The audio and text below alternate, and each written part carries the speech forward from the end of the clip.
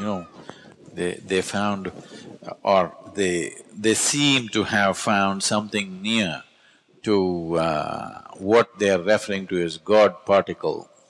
You know this? It's called the boson, which has a mass which is of a certain significance. If you try to look at the whole universe, you will not see anything. If you just look at an atom intensely enough, and if the atom yields to you, then you know how the whole universe is made. Now they're no more talking about atom. They were talking about subatomic particles. Now they're not even talking about that.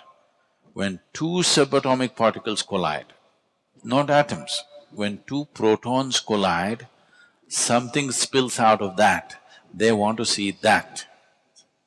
But when you say, I'm on the path of yoga, you're not even interested in the tiny minuscule particle. You want to see the empty space which holds all this in place. That is their desire also, but they kind of given up on it. That's their desire also, that they want to see what is it that's holding all this together. But they don't have… they understand, they're sensible enough to understand, with these two eyes, with these senses, we can't see it. The only way is to go to the nearest point and see it. The nearest point is as far as away as Timbuktu. You understand? Right now, I don't know if you're interested in these things, but you must know these things because it's got a very direct relationship with yogic system. There was a time when scientists believed, they thought, let's say if this is an atom, big enough for you to see? Okay. If this is an atom, proton, neutron, electron are all embedded in it like these dots. They thought it was like that. Then by the time you came to high school, they wrote a different picture. They wrote one central circle which contains proton, neutron, and electrons are going around like planets in different formats. Yes, you've seen those pictures? But now they know it's completely wrong. And we have always known it's completely wrong. That's why textbooks never ever interested me, because when I look at it, it looked dumb. Today, suppose this is the size of the core of the atom. The electrons are, let's say, somewhere approximately a mile away. That's the kind of distance, you understand, within an atom. An atom is not like this. No human being has ever seen an atom. Do you know this? Forget about a proton, neutron, electron. Nobody has ever witnessed an atom. Even in a super electron microscope, you cannot see it. In that, there is a housing where proton, neutrons are there, and the electrons are about a mile away in comparison, in proportion, I'm saying. So what is the maximum substance in this? Emptiness, isn't it? We always told you, the yogic systems always insisted that the microcosm and the macrocosm are made the same way. If you know this piece of life, you will know everything in the universe, because that's how it is made. When they say, if you know the way these bosons behave and what they are, they're saying we will know the whole universe, the way the universe was made, we will understand. But you don't understand that you are also a bloody boson. In the cosmic space, you're just a boson. So you are as much as a Higgs boson in the universe.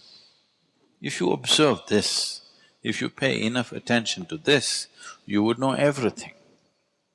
But if you have not even paid attention to anything around you, paying attention to within you will be out of question. It's a very good thing that they called it the God particle. It seems somebody wanted to call it the goddamn particle, so they just put God particle, and that's a very clever ploy, marketing ploy. You must be glad that scientists are becoming market savvy. They've always been, in a subtle way, now they're getting little overt. So, for most people, their idea of science is just the new telephone model that's coming up. The next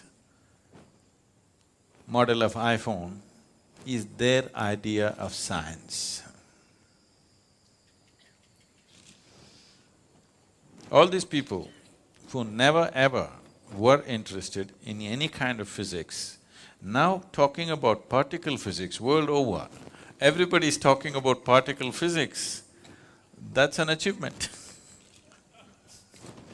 Breaking a proton and coming up with a boson, is that an achievement? That needs to be seen. But it's definitely an achievement that suddenly the whole world, at least the educated part of the world, is thinking particle physics. That's an achievement. That's a good achievement. At least people are thinking of science as not a way of milking the existence, not entirely, at least a little bit. They're willing to spend $10 billion just to know something. I like that. There is right now no technological use, but they're willing to spend $10 billion and 30 years just to know something. That sounds very spiritual to me. It usually doesn't cost that much, but so, having achieved one thing, having made a social goal, scientifically, what does it mean? In yoga, we see it this way. Existence is like this. There is something called as stula, sukshma, shunya, shiva. Stula means the gross existence, physicality is stula. Everything that you can see, everything that you can sense through five sense organs, everything that you can see, smell, taste, hear and touch is considered stula. This can be analyzed with your intellect and understood and grasped. And this is always made of, as we know today, of anu or atoms, because it's physical in nature. It's a complete block of…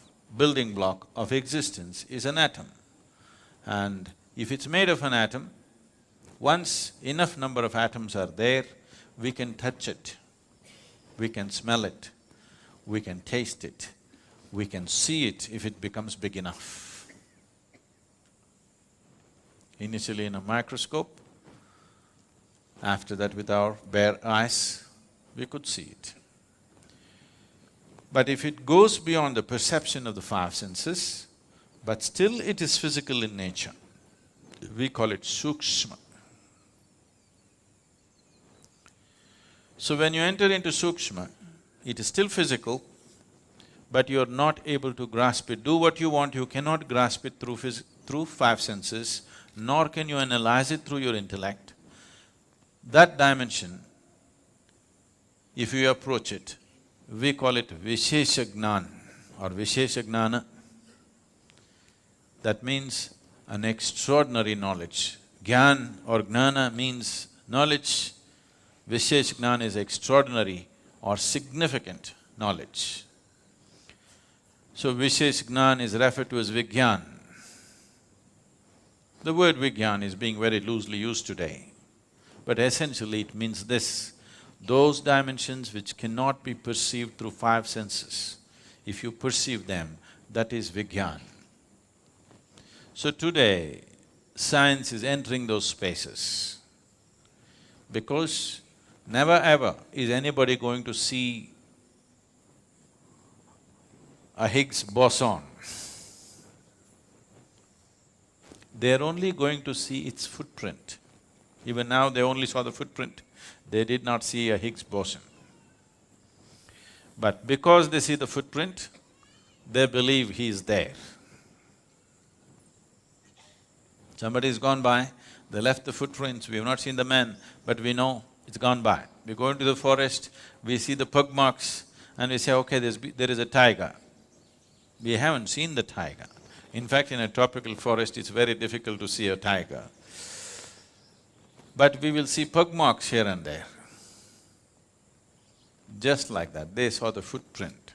So they're entering Vishesh Gyan. If you go further, it will become shunya, that means absolute emptiness. There, your intellect will be completely useless. Your senses will be completely useless because there is no physicality. Where there is no physicality, your sense organs and intellect will become absolutely redundant. If you go beyond shunya, there is something that we refer to as Shiva. When I say Shiva, don't imagine that calendar man from Shivakashi.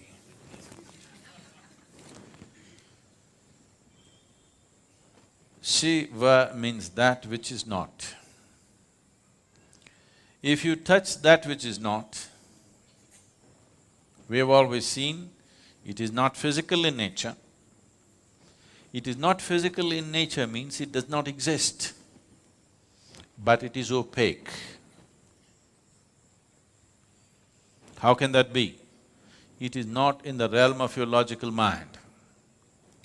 Today, modern science believes the whole existence has to oblige to human logic, which is a very limited way of approaching life.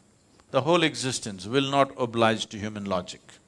You think you can fit the whole existence into your head. No, your head fits into the existence will not fit into your head. Your logic can analyze the physicality of the existence. Once you cross the physical dimension, your logic is completely out of its realm. So, because this is a dialectical culture, the same science has been expressed in story forms. I cannot go into the whole story, it's a long story. But when I told this story to one of the top scientists in the world, when I was speaking to him and I explained this, see, this is how it is, this is the nature of the existence. This is from the yogic lore, but we are always told not to believe the lore till it becomes a reality in your experience. And this is the reality in my experience. If you go like this is what will happen. So when I spoke to this very top-level scientist, who's a Nobel laureate, and I was telling him that this is what it is, there were a group of… Hello? There was a group of them, and when I explained, this is how it is within me, what do you think? They said, Sadhguru, if you can give a mathematical backbone to what you're talking, this is Nobel Prize stuff. Can you give a mathematical background? I said, I'll never bother about the mathematics. It's true for me and it has transformed everything that I am because it's true for me. Everything that I ever was changed simply because I touched this dimension within me. I don't wish to work equations for that. And anyway, Nobel Prize wouldn't mean anything to me, I would be too embarrassed by such things. So, this story, because I will make it so brief, there could be holes in it. If I make it elaborate enough, there'll be no holes in the story, it's a perfect theory. And we have proved it within ourselves that it is true. But you want to build a $10 billion instrument under the ground to prove the same thing, it's up to you. This can be experientially proved within yourself if you are willing to go into the depths of what this is. Because this is made exactly the same way the whole universe is made. If you go deep enough into this and you know how this is made, by inference, you know how everything in the universe is made. By inference. And even now, science is also only inferring. Today modern science has admitted that it's an ever-expanding universe or an endless universe. Rather, ever-expanding is a yogic term, they are calling it an endless universe. If it's an endless universe, trying to travel across the universe and find out the nature of the universe is untenable, isn't it? Simply out of question. The only way you could know the nature of the universe, nature of the creation and the source of creation is by going inward, because whatever you ate in the morning, whether it's a idli or a dosa or a banana, has been transformed into a human being in the last few hours. Nobody else can do this except the source of creation. So if the source of creation is right here, if you want to know anything about creation, isn't it the best place to consult? If you want to know anything about creation, isn't the source of creation the best place to consult? And if you had to go to heaven for this, you could give it up. If it is right here, why don't you consult? Simply because you're too enamored by your own thought. You think you are going to capture the whole universe with your thoughts. It is a foolish way to approach. The only reason why science has survived is because of technology. It keeps throwing out technologies. If no technologies were coming out of science, they were just talking about all the things that they have been talking, people would have beaten them down for the money that they spent. And it's happened in the past, when there were no technologies and people just spoke science, they were beaten down, isn't it? So, science has its value in terms of utility, but science cannot open up the existence for human experience. It will not, it can never do it because they are going with intellect. Intellect as an instrument works only to dissect. The only way intellect can approach anything is to break it up and see. If you ask a scientist to find out something about this flower, first thing is he will break it up into pieces. I think I should ask a scientist to make me understand one of you. He will talk about dissecting you then. If you break this up, you may know many parts of this. You may know the structure of it, you may know the chemistry of it, but you will not know the beauty of it. You will not know the completeness of it, because the flower is an expression of a plant finding its fulfillment. It is the highest thing for the plant. For its life, this is the highest happening. It's the flowering of that life. You will not know that. You will not see the hand of the Creator in this if you break it up. But as a whole, if you are willing to pay attention, absolute attention, if in your approach, you make this flower more important than yourself and keep your focus on it, you will see the whole universe in this. If you break it up, you will have petals, you will have other parts of the flower, and you will come to vulgar conclusions, and then you will learn how to make use of it. So right now, unfortunately, our approach, what we call as science, has become like this: how to use everything in the universe for our benefit. If you see a tree, in America they call it wood.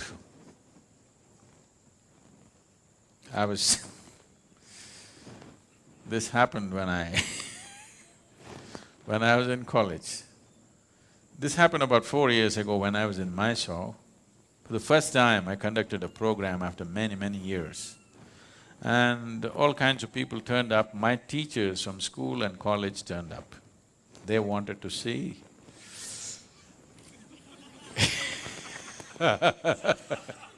what has happened to me.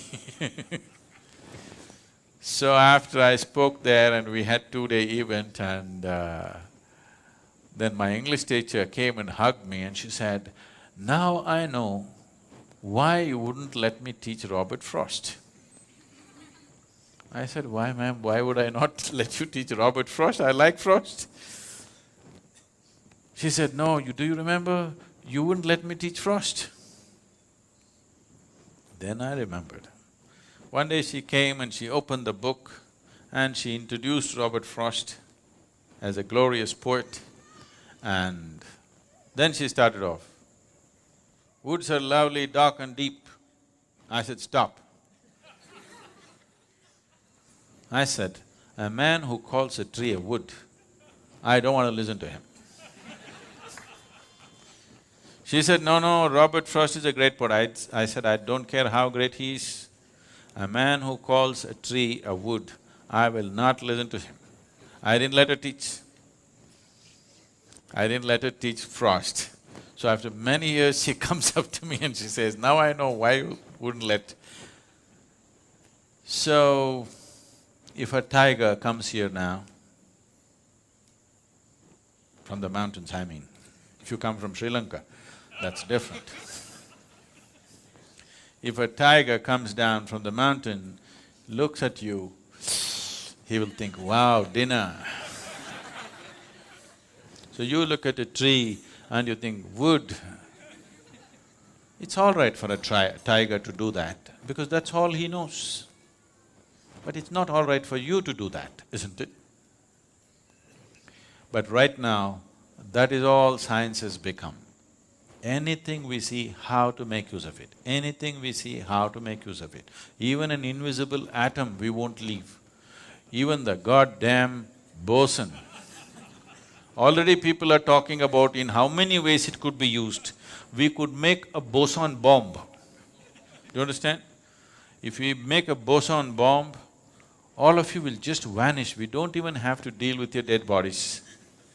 Yes, because you'll cease to exist, just like the boson. Instead of shooting you dead or burning you to death, if we make all the protons in your body collide with each other,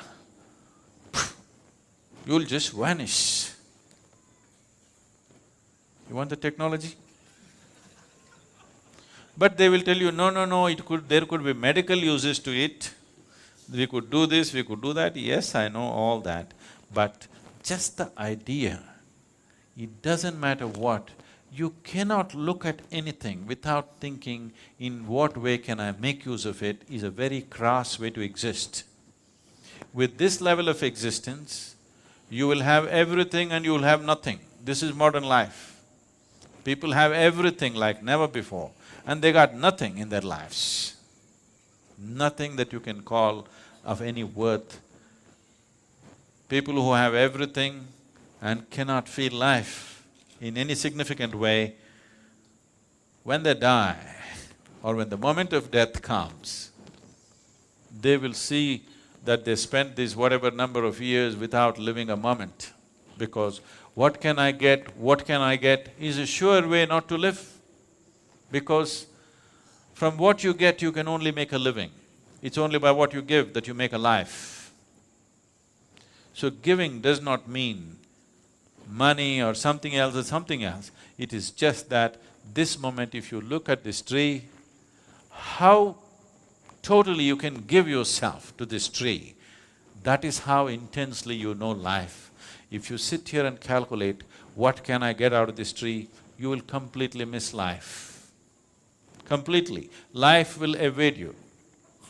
So, this kind of science which denies you life should be restricted, if you ask me.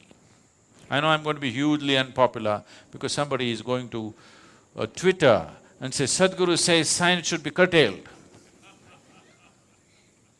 It's all right. I'm telling you, a science which is driven just by what can I get out of it needs to be controlled a bit. Otherwise, human beings will have everything and they'll have nothing. When that is your experience, then you will destroy everything. Today, the planet is not being destroyed because of something else. It is just unbridled use of technology, isn't it? It could have been used for our well-being, but it's working against us because we have not worked the other dimensions of life. We are just going with this, what can I get, what can I get? If you go with this, there'll be no planet left after some time. But even if the planet is left, suppose we rope in another 10 planets, still it will not be enough. We will still have nothing, we'll have everything. This is my experience. Science should have been just a quest to know, not to exploit the creation. It is just a longing to know.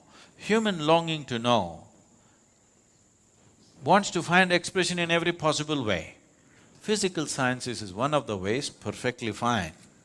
But once it starts serving the masters who sponsor it, then if businesses sponsor it, they're looking for profit from it. If nations sponsor it, they're looking how to make more powerful weapons out of it all the time. You must understand this, the cutting-edge science always first becomes cutting-edge military technology. Only after that it comes down to other uses. How many lives has it taken? How many more do we want to take? That's a question. So, this goddamn particle, one good thing it's done is, the whole world is thinking particle physics. I like that. That's nice. But do you know the boson is named after Satyendranath Bose? You know this? No? It's an Indian mathematician, a self-taught mathematician. As Albert Einstein acknowledged, he said, the Western sciences couldn't take a single step without the Indian mathematicians. The fundamentals of mathematics came from the East. But always here, the other ethos of the culture said, you should not do anything that's exploitative to nature, because nature was seen as Mother Nature. You don't go about raping Mother Nature. You take only what you need, nothing more. Because of that attitude, this science was not converted into technology, and that is the wisest way to handle science. Just as a quest, a tool, a way to know, and nothing beyond that, and technology must be really controlled. What is absolutely needed, that's all that should be done. This unbridled usage, already people are talking how to use the boson that they have not seen. When we can use the atom that we have not seen. So it doesn't matter what you see, you're thinking of how to use it. This attitude, unfortunately, has been further fueled by the attitude of science. This need to be checked, otherwise it will be our nemesis. It will for sure be a goddamn everything.